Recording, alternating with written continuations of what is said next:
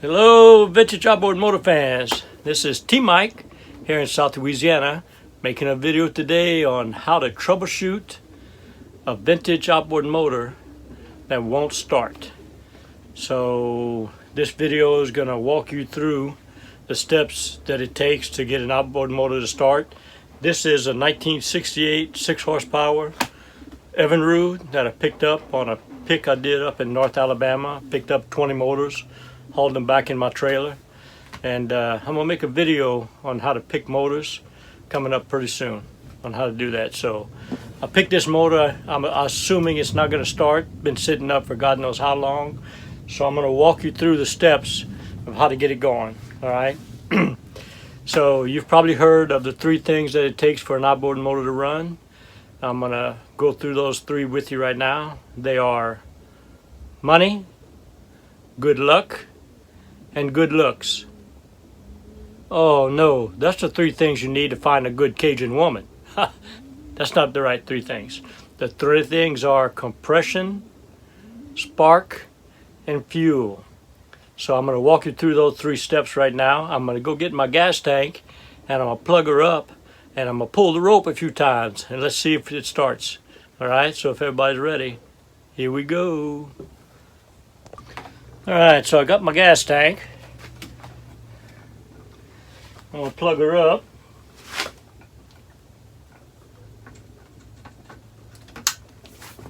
I'm going to pump the bulb.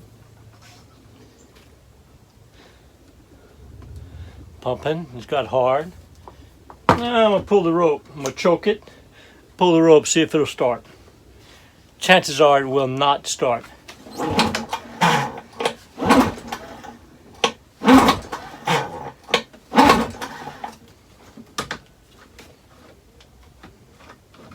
Ooh, I don't like that. The handle's turning free. Alright, so no go, no start. Now I'm going to take the cover off and we're going to go through the 3 steps: compression, spark, and fuel. First thing I'm going to do is check for compression. I'm going to get my compression gauge and do that now. Okay, I got the hood off and I pulled the 2 spark plugs out. I'm going to take my handy dandy compression gauge and I'm going to check for compression on the top cylinder.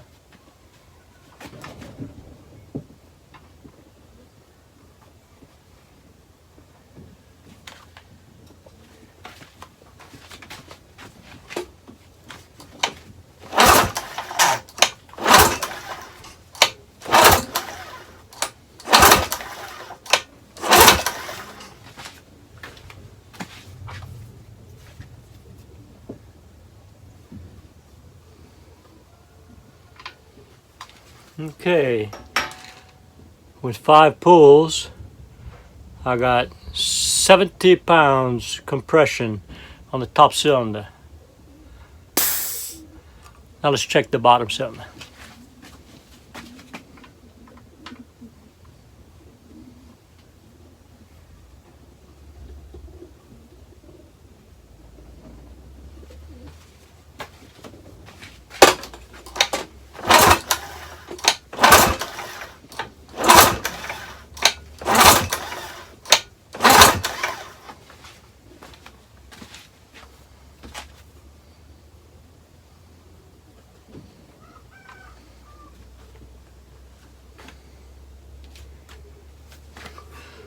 Okay, I got 80 pounds on the bottom cylinder.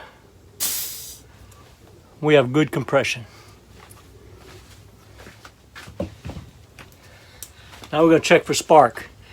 With my handy dandy spark checker, we're going to open it up all the way.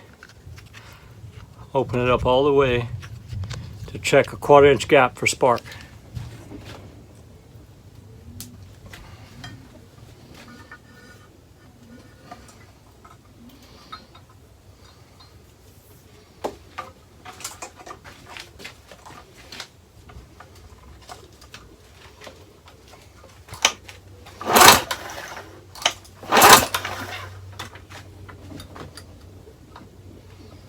Okay, I don't know if you could see it, but we have spark on the top cylinder and not the bottom.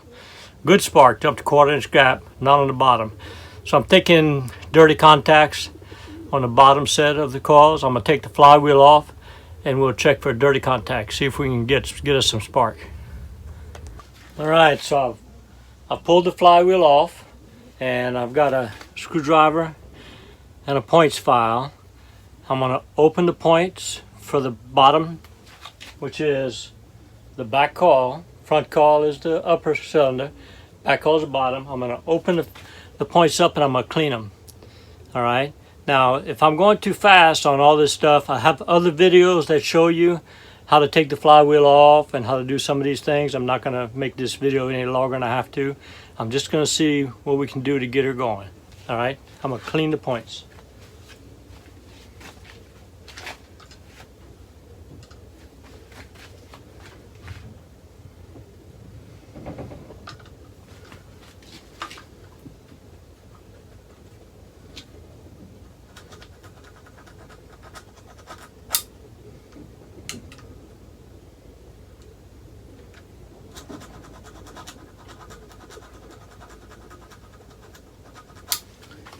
Alright, so on the bottom set of points, I opened the points with a screwdriver and cleaned it. Now let's put the flywheel back on and see if we got spark. Alright, I've cleaned the points. Let's see if we got spark on the bottom side now.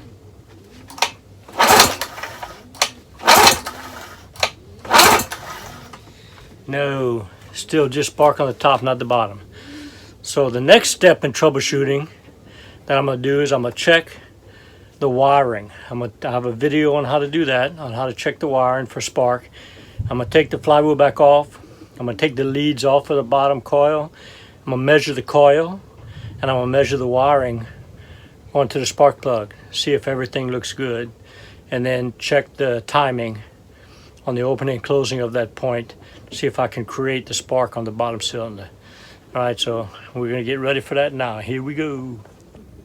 Okay, so I have the flywheel removed and I've lifted the leads. Remember, this is the front coil, top cylinder. We have spark. We have no spark on the bottom. So I lifted the leads off the terminal right here. This lead. I lifted this lead off of the coil right here. This is the primary winding. And then the secondary winding comes out from any one of these leads to the spark plug wire I've taken off the bottom. So I got my digital voltmeter sitting here. I'm going to put it across the two primary leads. And I have videos on all how to do this, how to check the wiring on another video. So I'll put it across one lead, across the other lead. It should measure between 1 and 5 ohms. And it measures 2 ohms. So primary winding of that coil is good. Let's take one of the leads and clip it on a screwdriver and stick it into the boot of the spark plug wire. To check the secondary lead, it should measure between 3 and 10,000 ohms.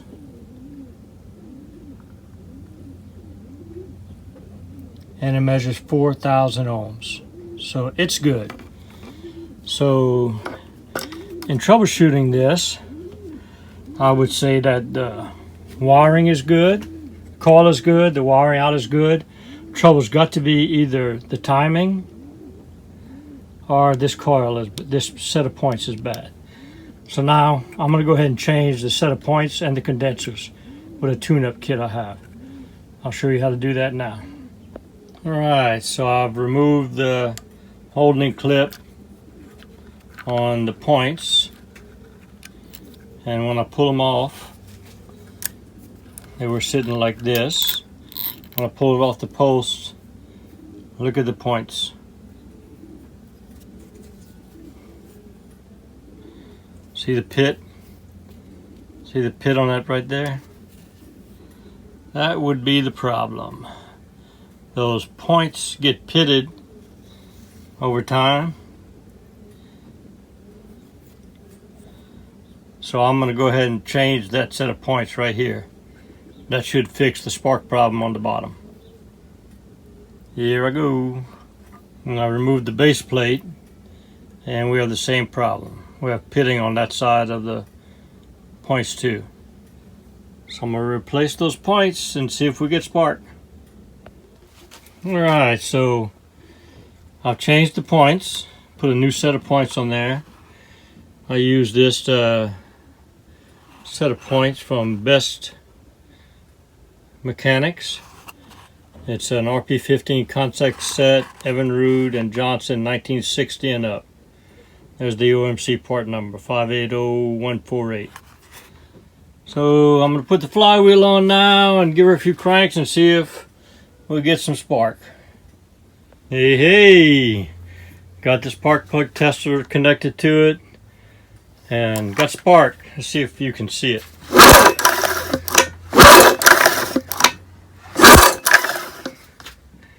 Good spark on both sides. So having done that, now we have compression and we have spark.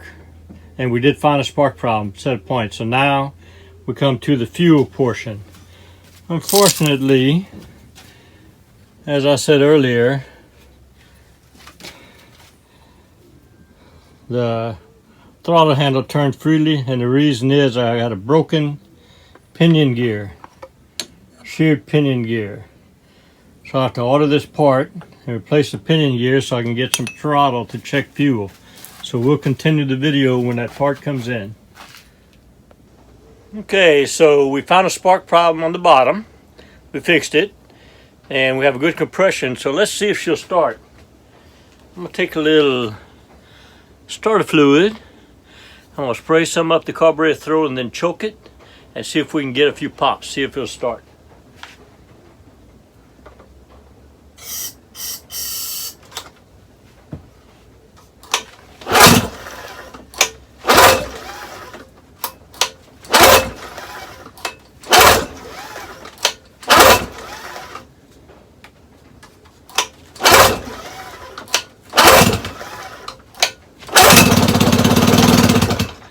It's popping. It wants to start. So now I'm gonna hook the gas can to it and see if we can get some rolling. Alright, got the gas can hooked to it. I'm gonna pump the bulb up. Get it hard. Got the gas line connected. Let's see if she'll start.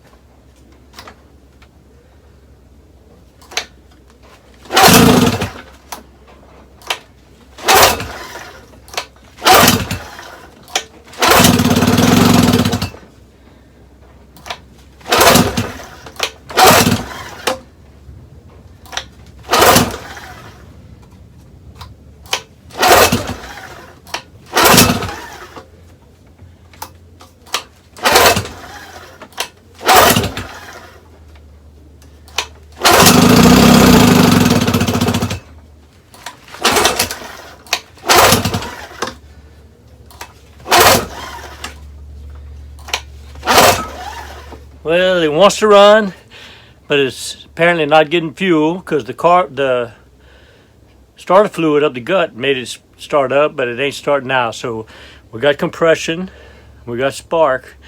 Now I'm gonna take the carburetor off and clean it, see if we can get it to run. So I've got the carburetor removed.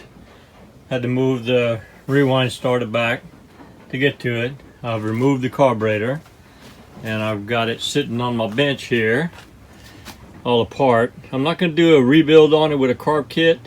I'm going to drop it in my Chem Dip carburetor cleaner, soak it for 45 minutes, blow it out with air, and put it back together. I have a video on how to do that in detail. If you look at my playlist, I'm going to put it back together and slip her back on the motor, see if we can get her fired up. Alright, so I've cleaned the carburetor and I put it back on. I changed the rewind rope while the carburetor was out, and my pinion gear part has not come in, but I can manually move the throttle right here to keep it wide open, and guess what's gonna happen?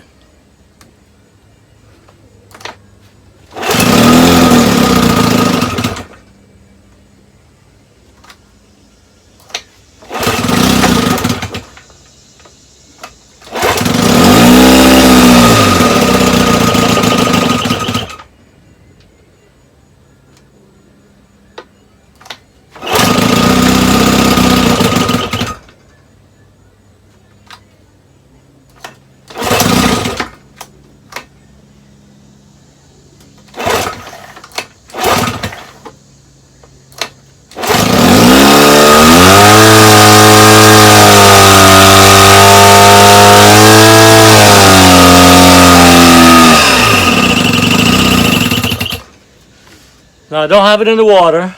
I don't recommend running it at all without being in the water. Don't do what I just did. But I'm about to take it outside and put it in the barrel. When that part comes in and run it, we have successfully fixed and troubleshooted the 6 horsepower Evinrude. So let's review.